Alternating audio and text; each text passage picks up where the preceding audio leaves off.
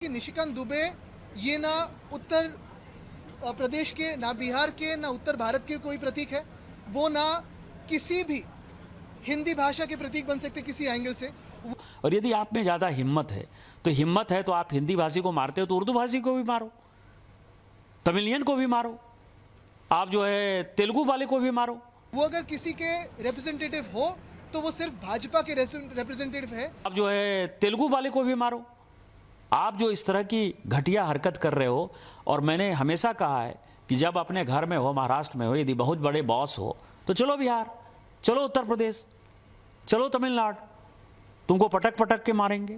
हमारा झगड़ा जो है ना हिंदी से है, ना किसी समाज से है। हमारा झगड़ा सरकार से है और रहेगा जब तक वो सख्ती हम पे करते रहेंगे। यदि उनमें हिम्मत है तो बगल में जो है माहिम इलाके में चले जाएं और माहिम की दरगाह के सामने जो है किसी हिंदी भाषी और उर्दू भाषी को पीट कर दिखा दें, तो मैं मानूंगा कि वो सचमुच जो है बाला साहब ठाकरे जी के जो है वारिस हैं और बाला साहब ठाकरे जी के सिद्धांतों पर चल रहे हैं। देखिए, अभी ये सारा जो इशू है, फिर गठबंधन का हो, महाविकास आघाड़ी का हो, मुझे लगता है अभी बात यही है कि शिवसेना उद्धव बाला साहब ठाकरे पार्टी हो या फिर मनसे हो या बहुत सारी जो पार्टी हमारे साथ में आई, वो इंडिया अलायंस की नहीं, बहुत सारी, फिर उसमें कम्युनिस्ट पार्टीज भी थी, फिर वो जो समिति थी, वो सारे लोग जो आए वो महाराष्ट्र में पहली की कक्षा के विद्यार्थियों पे तीसरी भाषा की सख्ती के खिलाफ आए।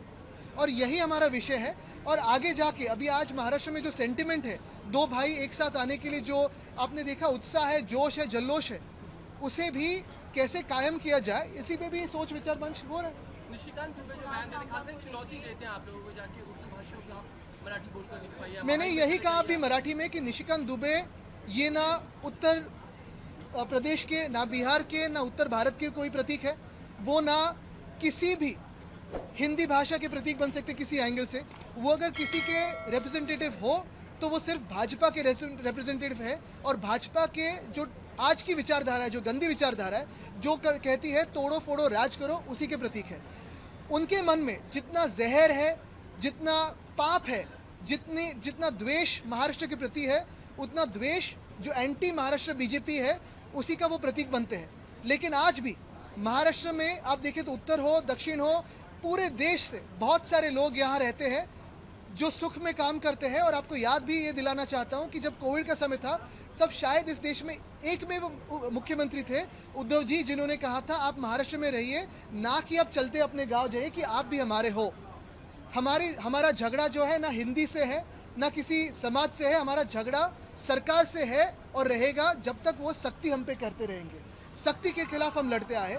रही बात निशिकांत दुबे की, मैं जो समझता हूँ उनको बिहार राज्य के चुनाव का जिम्मेदारी दी है। और यही बात है, भाजपा जहाँ जहाँ हारने लगती है तो एक तो हिंदू मुस्लिम पे बात करती है, या हिंदू में जाति पे बात करती है, दो समाज में बात करती है, तोड़ो फोड़ो राज करो।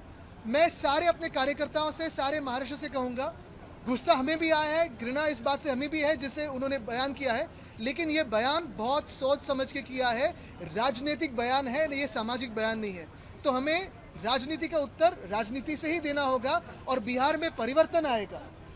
तेजस्वी शायद जीतेंगे इसी डर से दुबे जी बात कर रहे हैं। वैसे अगर देखा जाए तो हमारे आनंद दुबे तो महाराष्ट्र में रहते हुए चला मराठी शिकूया करते हैं ना।